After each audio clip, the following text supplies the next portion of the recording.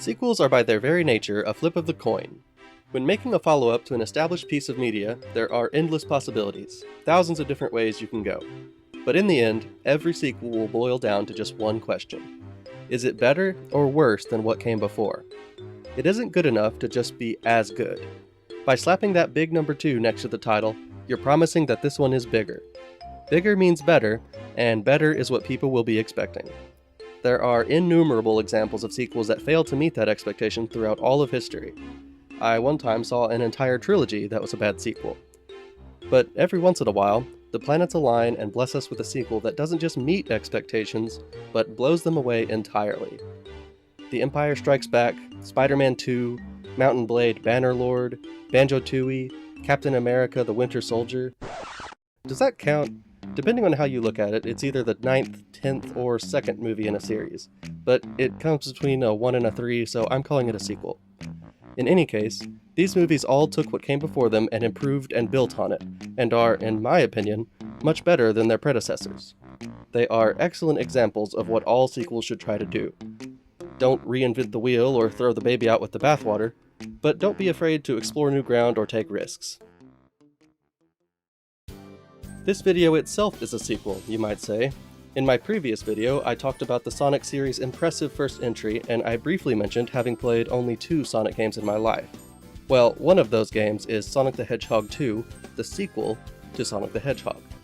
So I was excited to see how it lives up, both to its predecessor and my own memories. I was a useless child when I played it, so I never got very far, but I remember it being a fun game with great music. So how does it stack up? Well, we'll get into that, but first be sure to like and subscribe, and check out my first video if you haven't seen it yet. With that out of the way, let's see how Sonic followed up the success of their first entry. The game starts up very similarly to the first. Sonic zips by to introduce the Sega logo, which is very cool and iconic, and I like it. Then we're greeted by an almost identical title screen as... Wait a minute, who is that? That's right, Miles Prower, or Tails, was introduced in this game, a fact I had completely forgotten. And he isn't confined to the title screen or the sideline. He runs alongside you throughout the entire game. He fits instantly into Sonic's admittedly small roster of characters, and he's been a staple ever since, so I guess he was a hit. I've never been a fan of Tails myself, but I mostly know him from Sonic Heroes, so you can probably understand why. But here he's just cute and colorful, and he adds some depth and character to the world of Sonic, so I have no complaints. As the game begins, it's immediately clear that things have stepped up a notch. The title cards that display the zone and act are stylish and colorful, way better than the ones from Sonic 1.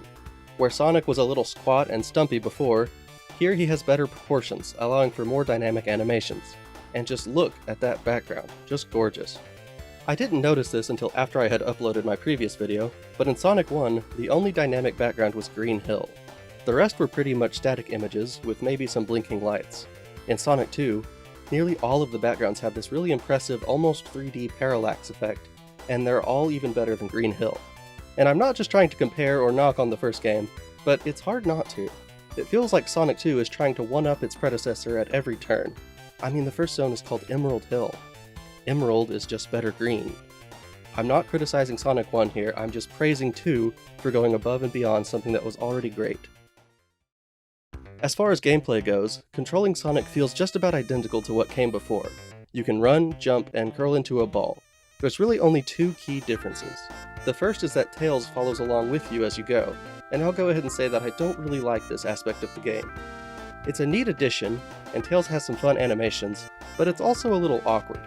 He serves no gameplay purpose whatsoever, except he can collect rings, which, to be fair, is pretty useful, and every once in a while he might bump into an enemy and kill it. But most of the time, he's just struggling to keep up with Sonic, jumping wildly and just dying. There were even a couple of times where he seemed to get in the way. Even with that said though, I'm glad he's here. He adds personality to the game, and it's pretty cool that Sonic has a friend to run and fight alongside.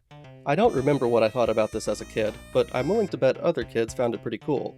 And if it isn't your thing, you can actually choose to play without Tails, or as Tails if you're so inclined, so that is a neat inclusion. The other new mechanic is the spin dash. I caught myself trying to do this in Sonic 1 and was saddened by its absence, so it's very nice to have it here. You just charge up in place and take off. This means you can pick up speed without having to get a running start, which is good if you botch a ramp or a loop or something. I actually didn't end up using it that much throughout play because the level design didn't usually call for or allow it, but it's a nice tool to have, and it is very satisfying. Being able to take off on a dime just feels like something Sonic should be able to do. After Emerald Hill comes Chemical Plant Zone. This one is a classic, and it is for good reason.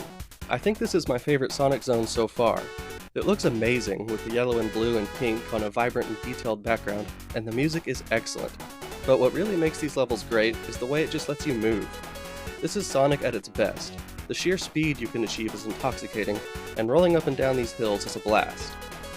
This was the only time I was disappointed to only have 2 acts instead of 3, a change I otherwise appreciate greatly as it keeps the pace of the game snappy.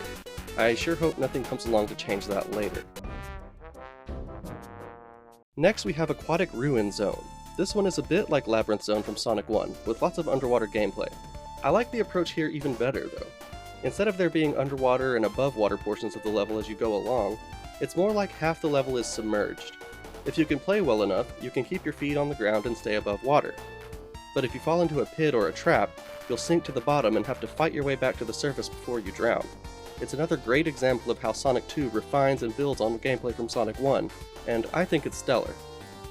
Casino Zone comes next, and it is really unique. It feels almost like a playground, where you're free to bounce and roll around in these pinball machines. There aren't very many enemies or traps, so it's kind of just a fun zone. And it looks so nice. I mean, that nighttime city background is just amazing. Hilltop Zone follows, a level high on a mountain with lots of platforming, then Mystic Cave, which is full of traps and sneaky enemies. Not to keep repeating myself, but I just can't stress enough how beautiful these levels are. This is exactly what I wanted from the later levels of Sonic 1, what Green Hill set me up to expect. The theming is much more varied and unique, the aesthetics are atmospheric and appealing, and the dynamic backgrounds add so much depth and life. I hit my first stumbling block with Oil Ocean Zone. I'd had my fair share of deaths before this point, but this is where Sonic 2 really starts to test you. It wasn't brutally, unfairly difficult, though these stupid burner things always tricked me, but it was a sure sign of things to come. I will say that the way Eggman smiles at the camera with pure, unfettered, and evil joy when he shows up in his submarine is probably my favorite thing ever. I just love submarines. They're so sneaky. Speaking of bosses, they're alright in this game. They usually involve Eggman in some delightfully ridiculous contraption, and several of them tie directly into the level theme, like when he tries to dump chemicals on you or when he goes submarining in the oil ocean. They're all fine with 3 notable exceptions, but this is probably where you'll run into the most jank, and I died in some silly ways on these. As we move on to Metropolis Zone, I want to take a minute to discuss the music. I didn't say much about the music in Sonic 1, but I'll be frank. I legitimately didn't like some of the songs, and altogether the soundtrack was a little abrasive. In Sonic 2, there's not a single song that isn't an absolute bop. It is just banger after banger, and I say this is one of the greatest video game soundtracks ever. Metropolis Zone might have my favorite song in the game, which is good because I spent a lot of time here. These levels really ate my lunch. It wasn't the level design or the traps that kept getting me, it was the enemies. I wouldn't be surprised if I lost all my rings every time an enemy came on screen. These crabs will punch you with ridiculous speed, and even if you try to jump over their claw, you'll probably still get hurt. I'm convinced these mantis bots are impossible to react to as a human being. They throw their claws the instant they come on screen, and they stick around even after you've killed them. And once these starfish show up, it's just a roll of the dice if they hit you, and the dice are weighted. We'll let the fate decide, huh?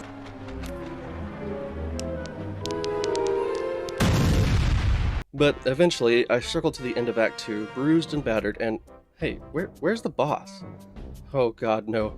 There's an Act 3, and it is an act of vicious malice. This may be the single most hostile level I have ever played in a video game. It is out to kill you by any means.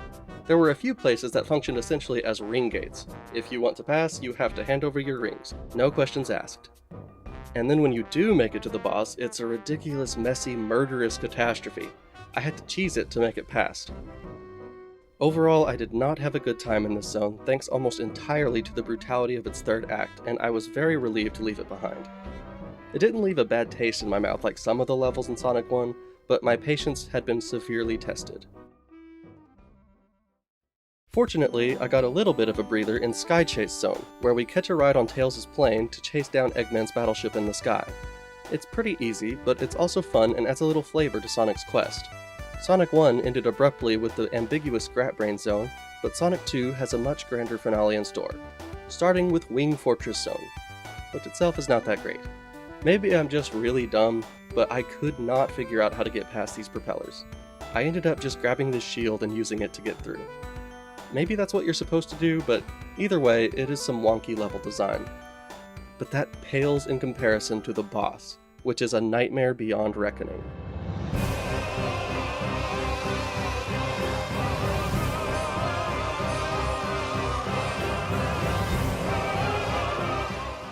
It's a mashup of all of Sonic's worst parts: unforgiving and inconsistent platforming, unrecoverable rings, and of course, unavoidable deaths. This is the worst boss so far, but if you manage to survive it, the game rewards you with a very cool cutscene of Sonic catching a ride on Eggman's spaceship, as he leaves the atmosphere and takes us to his home base, the Death Egg. Here, Sonic must do battle with a robotic version of himself, as Eggman watches on with maniacal glee. This is a fun and surprisingly cinematic boss fight, and would have made for a satisfying climactic finale if it was actually the final boss. Eggman has one last trick up his sleeve, meaning yet another boss battle. I didn't really enjoy this one. It's a little bit jank and requires ridiculously precise timing, but I have to admit it's a stylish and visually impressive final battle. With Eggman defeated and the Death Egg destroyed, Sonic falls back towards Earth, but Tails arrives in his plane just in time to save him, and with that, we've beaten Sonic the Hedgehog 2. But if you've played this game before, you might be thinking I've missed something, and that's because I have. I got to the end of this game without seeing a single bonus stage. In the first game, getting into a bonus stage was a simple matter of beating a non-boss level with 50 rings in your possession. You might remember from my previous video that I was not a fan of these stages, and that the reward for getting all the emeralds was lackluster and not worth. So it was with a great deal of reluctance that I booted up Sonic 2 again to see how its own bonus content stacks up, and just like everything else, it was a major improvement. Instead of having to make it to the end of a level, you just have to make it to a checkpoint with 50 rings. There were a number of times in my first playthrough that I almost entered a bonus stage by accident, but I never noticed. The stages themselves are still not my favorite thing. You have to collect a certain number of rings in 3 different sections as you run along, which is not as easy as it sounds. The pseudo 3D is interesting, but also difficult to navigate, and it actually made me a little motion sick.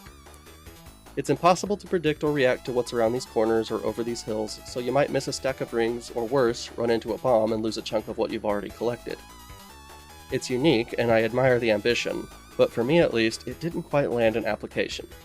Even so, it's leagues better than what came before, and it actually feels like a bonus rather than a bizarre and unsettling detour. But what really makes these levels an improvement is the reward. Instead of a mere cutscene, Sonic 2 rewards players who can collect all 7 Chaos Emeralds with the ability to go supersonic, which makes you completely invincible and gives you higher jumps and more speed. That is a reward worth grinding for, and because you can get an emerald at every checkpoint, assuming you have the rings, you can actually unlock Supersonic before you leave Emerald Hill. For the rest of the game, by pressing jump while in midair and holding 50 rings, you can go supersonic, which trivializes anything that might have been a challenge before. It's a well-hidden secret, but it's the kind worth searching for. And with that, I think we've seen everything Sonic the Hedgehog 2 has to offer. What a game! Everything the first game did good, this one does better, without many of the blemishes and with so much more polish. The last few levels approached a difficulty I'm comfortable calling unfair, but as we discussed last time, that just comes with the territory with old games. I'm already starting to see why Sonic is such a cultural monolith. With a start this strong, how could it not be?